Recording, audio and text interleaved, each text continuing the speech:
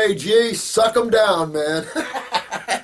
Here's Yaz. Yes, there are a lot of factors involved that can determine the effect of a semi-controversial herb, such as the dosage, the frequency of use, the person's own individual reaction to it. Yeah, this is right on, Yaz. There's a lot of these factors. I've used these herbs in our formulas for 40, well, not for 40 years, to be honest with you, probably more like 30-some, because at first, I'm a chemist, so at first I'm doing supplements, using vitamins and minerals, and back then it wasn't so much amino acids, but it was a lot of vitamins and minerals and things like this, and so just pulled away from that because there was no curative value. And if you look at it spiritually, the elements are probably, no offense to the elements, but not quite as awake as the plant matter. So it has a much more powerful effect upon the person, and it's more tissue specific as opposed to elements. Calcium is not so much tissue specific. It is, but it's more broad range. Plants are more tissue specific. If you want something for the kidneys, you just can't take a mineral supplement. You want something that's designed specifically for those kidney tissues, and there's only one person that can do that, or one being. Yeah. This is Sweet Lolly again. What about anxiety? How to treat anxiety and all these pains related to that. Well, again, adrenals. That's your autonomic nervous system. That's your emotions. And so you really want to go after those adrenal glands and watch your house. Look around. Make sure get rid of your cologne, perfumes and lotions and things like this. Go 100% natural, because so many of these things are neurotoxins, can exacerbate your anxieties. So you want to make sure everything you do, your soaps, your shampoos, everything you do, your toothpaste, everything natural, 100%. Get away from any chemicals. This is the downfall of man. Unfortunately, it's been the chemical industry. We've had great things because of it, but we've also had the negative. That's that duality again. We have the positive things about chemistry, but we also have the bad things, and that's what we're involved in. The corrosive side of chemistry, the acid side of chemistry. I felt this when I was fasting. Yeah. And I put a wrong lotion on the skin. I felt this. I tasted it in the mouth. So yeah. that was, and it was immediately so. That's how fast your blood travels. And it's amazing. And also, neurologically speaking, the frequency of that chemistry was transmitted through the nervous system. And the frequency of something has the taste, the colors, everything in the magnetic frequency. And so your nervous system probably picked that right up too. That's the scary thing about the nervous system, is that, and it's what happened to me with Peruvian bark. When that quinine hit my stomach, it was immediate electrical shock to my head and to my feet. Simultaneously, like a lightning bolt went up and down at the same time. And then my brain just started going numb, and I stopped breathing.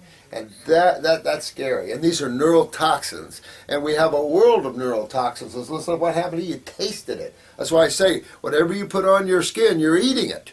I always ask ladies about their makeups, and I said, can you eat that makeup you got on your skin? And they look at me kind of funny, you know. And it's like, no. You're eating this makeup currently as we're speaking. Do you want that chemistry up in your eyes, your brain? So it's really a serious issue. So I would do this, sweetheart, and get your anxieties out of it. Get your adrenals up. Make sure you get all these neurotoxicities that are around you away from you. Pesticides, herbicides, neurotoxins, perfumes, deodorizers, you just name it. There was a thing once in the Inquirer newspaper, which is kind of a ranky type of newspaper. You know, it has a lot of the questionable stories about people, you know. And they were talking about a cure for arthritis. And it was WD-40, which is a lubricant, you know, that you put on rusty things and it lubricates. So this lady's husband sprayed WD-40 on her fingers. Wow, it worked. It worked.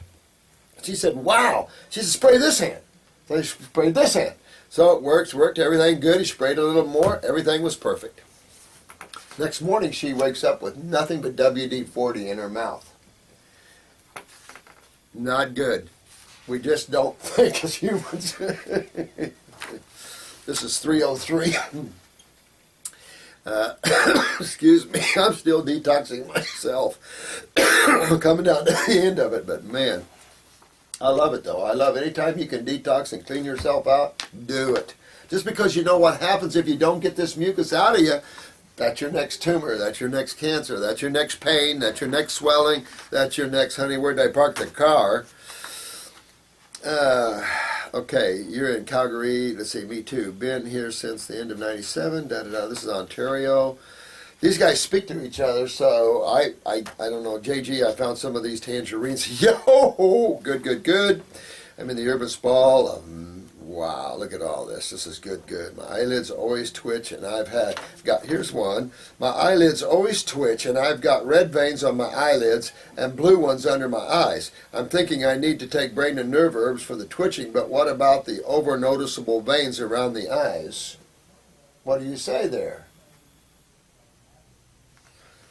Yeah. Well, you know if she's twitching, she's spasming. Okay? It's a nervous system. It's a nerve weakness.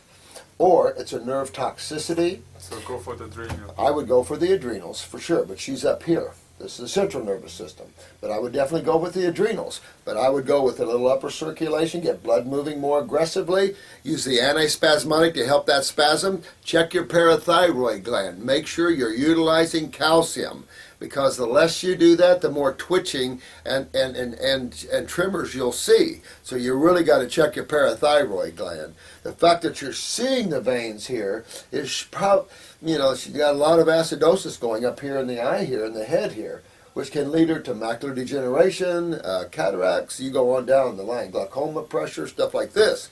So she wants to get that all going, get that parathyroid up, get upper circulation going. It'll also strengthen the vascular walls as well. Any fruit and berries, high flavonoids, strengthen the vascular walls. That'll help pull those veins in. When you see your red veins in your sclera, that's all high acidosis, stress in tissue, which is all acidosis, and it's causing spasticity of the nerve. And it can get, more and more. She get a palsy. It can go on and on and on. So really got to move your lymph there. SRKREY. Got to go after that. And then get your, like you said, get your adrenals, get your kidneys, get your lymph moving. Toxoplasmic. We'll let you guys talk. Eyelids and veins. You inspired me to get healthy, so thank you. Oh, this is SRK, the same one. Same question there. All right. This is C1 SCOM. Week 3, day 2 progress. Back on track with the fruits. Now added a green juice per day. Today I feel like crap. And look, got a picture of his eye. That's pretty cool. Now you're talking. Now look at all that lymph. See all that white and yellow in that eye? That's lymph. This person's got a ton of lymph. That's why you feel like crap, bro. You've got a lot of lymph going on here. Is this a left eye, right eye? Hard to tell. If it's left, there's the kidney, adrenals, there's the bladder, lower back. I'm up here at the thyroid, maybe a little upper neck, if that's their eye. All right, and having 6 pounds lost made me mad. I don't want to lose more weight, so I was thinking I'm not going back, but don't know a thing about portions. Any help, guys? No portions. All you want. Dive into the bin. With greens and fruits, I was hoping to gain a couple of pounds. I know that at this moment I cannot eat grains, so men really don't know what else to eat. Don't freak out. If this is your eye, you got a lot of lymphatic things going on here, and I dare say, I can't hardly tell, but it looks like it infiltrates the bowel area there, so it could be malabsorption. So not gaining any weight, they lose it. It's frustrating, I know, but there's nothing else, and this will correct the problem in time. So you want to go after that because you're correcting the problem. A lot of people around you don't know that when they see you getting really thin. But they got to understand you're tearing into the body and fixing these problems. And it's hard for people and medical doctors to even understand what the heck we're doing. They just don't have a clue. They're way out here in left field, taught a whole nother genre of illusionary concepts and theories that just doesn't have any water to it. That's the biggest problem about this. In my opinion, when I do it and everybody thinks that I'm crazy, this is the biggest problem. Yeah, it is. It is one of them, especially with a maid or a family, and you're living with your family and they're down on you with that. My family was that way. They kind of left me alone, but I got down to 156 on a 6-month orange fast.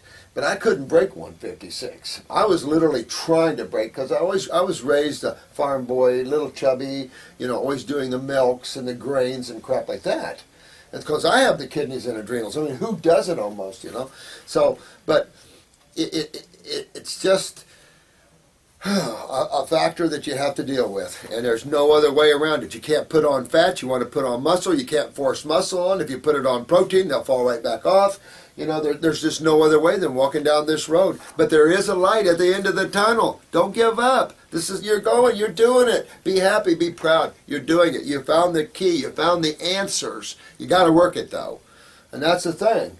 There's no, in the worlds of God, those that are lazy don't make much. You got to work at it. You got to move it. You got to wear it. You got to take it on. That's what creation's all about. It's why you're here. Why else are you here? Sit around and whistle Dixie? Nah. This is people talking about. I got forth with them. This is Road to Wellville. She's a cutie. Excuse me, guy. You hear all that crap? That's what I want out of there. Get that mucus out of that body. Progress from our visit.